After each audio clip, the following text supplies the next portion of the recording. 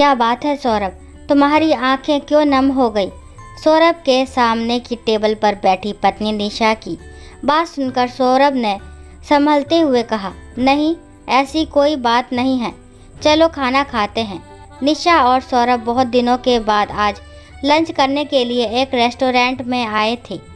वहाँ सौरभ ने मक्के की रोटी और सरसों का साग ऑर्डर किया तो निशा को बहुत हैरानी हुई। उसने सौरभ को पहले कभी ये सब खाते नहीं देखा। उसने पूछा, क्या बात है सौरभ, हमेशा पिज़्ज़ा और कोल्ड ड्रिंक ऑर्डर करने वाले आज ये सब ऑर्डर कर रहे हो? सौरभ ने हंसते हुए कहा, कुछ नहीं, आज खाकर देखो, मज़ा आ जाएगा। कुछ देर में वेटर खाना टेबल पर सजा गया। सौरभ ने एक और खाया तो उसकी आंखें नम हो गई। निशा के पूछने पर भी उसने कुछ नहीं बताया, बस खाना खाकर चुपचाप चल दिए। निशा को उसने इशारे से गाड़ी में बैठने के लिए कहा और पेमेंट करके ड्राइविंग सीट पर आकर बैठ गया। गाड़ी स्टार्ट कर ही रहा था कि निशा ने पूछा, अब तो बता दो क्या बात है, आज इतने इमोशनल कैसे हो रहे थे? सौरभ, तुम मानोगी नहीं तो सुनो, जैसा तुम आज मुझे देखती हो मैं वैसा बिल्कुल नहीं था। यहाँ MNC में जॉब करके मॉडर्न लुक में दिखने वाला तुम्हारा पति एक गांव के गरीब घर का लड़का है, ये तो तुम जानती हो, लेकिन वो सब छूट गया। उसका दुख मुझे आज भी है, ये कोई नहीं समझ सकता। निशा ने हंसते हुए कहा, उस गांव में ऐसा क्या छूट गया, एक टूटा सा मकान ही तो था, थोड़ी बहुत ज़मीन होगी। वहाँ माँ पिताजी हैं, तुम्हारा छोटा भाई उनका ध्यान रखता है और फिर हर महीने हम पैसे भेज तो देते हैं। सौरभ ने एक फीकी हंसी हंसते हुए कहा, निशा यही तो फ़र्क है शहर वाले और गांव वालों में। यहाँ हर रिश्ते को, हर चीज़ को पैसे से तोला जाता है। तुम्हें पता है, माँ जब चूल्हे पर बाजरे और मक्का की रोटी बनाती थी, साथ में कभी कभी सरसों का साग बनता था, उस स्वाद के लिए मैं तरस जाता हूँ। उस स्वाद के आगे यहाँ के सारे स्वाद फीके हैं। ये सुनकर निशा को बहुत आश्चर्य हुआ और बोली, ओह अच्छा, तभी तुम वो मक्का की रोटी सरसों का साग देखकर इमोशनल हो गए थे, माँ की याद आ गई होगी। सौरभ ने कहा, हाँ, निशा माँ के हाथ के खाने के स्वाद को कभी नहीं भूल सकता। उस समय इतनी गरीबी थी कि कभी कभी साग भी नहीं होता था तो प्याज के साथ रोटी खा लेते थे। निशा ने उसकी बात को सुनकर बोला, वो तो ठीक है, मुझे भी अपने घर की याद आती है, लेकिन अब क्या करें, मैं तो यहाँ शहर में पली बड़ी, मम्मी पापा भी पास में रहते हैं, फिर भी उनसे मिलने का मन करता है। चलो इस महीने के लास्ट में गांव चलते हैं, माँ पिताजी से मिल आते हैं। सौरभ ने उसकी हाँ में हाँ मिलाई और गाड़ी स्टार्ट करके घर आ गए। अगले दिन से दोनों अपने अपने ऑफिस में बिजी हो जाते हैं। निशा भी एक IT कंपनी में काम करती थी। सौरभ के पिता ने उसे अच्छे पढ़ा लिखा दिया। इधर शहर से नौकरी के ऑफर आने लगे तो 10 साल पहले वह नौकरी करने शहर आ गया था। अभी 3 साल पहले निशा से शादी हो गई। उसके बाद तो गांव में जाना आना बहुत कम हो गया था। बस वो हर महीने कुछ पैसे भेज देता था, शायद उसे ही अपना फ़र्ज समझता था। लेकिन इस महीने जब से वह रेस्टोरेंट से खाना खाकर आया, जैसे उसका मन बदल गया। उसका किसी भी काम में मन नहीं लग रहा था। अपनी माँ का चेहरा उसकी आंखों के सामने आ जाता था, कैसे उसकी माँ आज भी चूल्हा फूंक रही होगी। घर आकर भी वे बेचैन रहने लगा। ना खाना अच्छा लगता था, ना किसी से बात करने का मन करता था। इतनी बड़ी कंपनी में मैनेजर, बड़ा सा पैकेज, शहर की सबसे पॉश कॉलोनी में बड़ा सा फ्लैट, किसी भी चीज़ की कोई कमी नहीं थी। लेकिन आज उसे ये सब फीका लग रहा था। एक दिन उसने निशा को अपने मन की बात बता दी।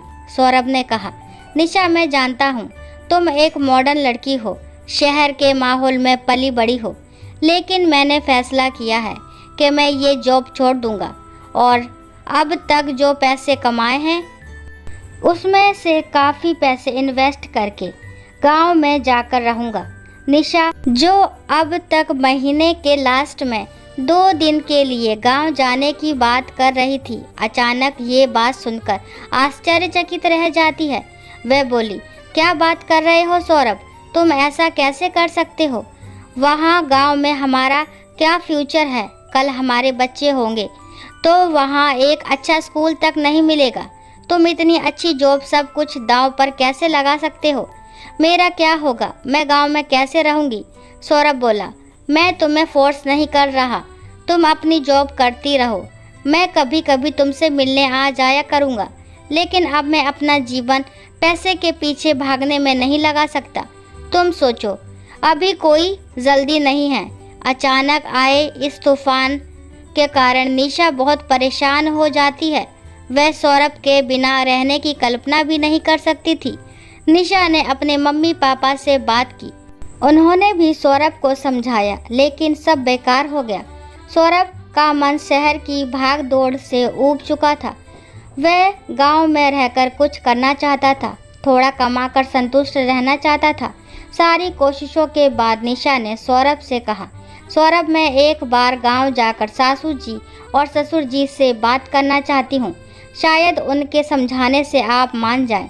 इस घर को बचाने की ये आखिरी कोशिश मैं करना चाहती हूँ। महीने के लास्ट में दोनों गांव पहुँच जाते हैं। माँ पिता से मिलकर सौरभ रोने लगता है। निशा ये देखकर इमोशनल हो जाती है। रात के खाने के समय सौरभ की माँ राधिका जी पूछती है, बेटा क्या खाना बनाऊं? सौरभ वही मक्के की रोटी और सरसों के साग की फरमाइश करता है।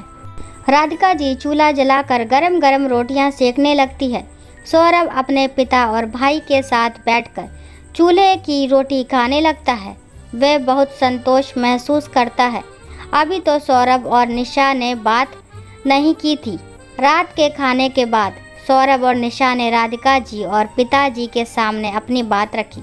यह सुनकर राधिका जी ने कहा, बेटा, जब तू शहर जाने की जिद करता था तो हम चाहते थे कि तू ना जाए, लेकिन आज 10 साल बाद तू वापस आना चाहता है तो मुझे बहुत खुशी होगी। लेकिन एक बात ये भी है कि तुम्हारी और हमारी ज़िंदगी में बहुत फ़र्क आ चुका है। जहाँ तुम पहुँच चुके हो वहाँ से एक रास्ता गांव आता है, लेकिन अपने घर परिवार को दांव पर लगा कर नहीं। जीवन में तुम्हारी जिम्मेदारी निशा के लिए ज़्यादा है। माता पिता कल नहीं होंगे। कल तुम अगर अलग अलग हो गए, आने वाले सालों में हम नहीं होंगे, फिर तू अकेला रहेगा क्या? यह सुनकर सौरभ कुछ बोल नहीं सका, लेकिन निशा रो रही थी।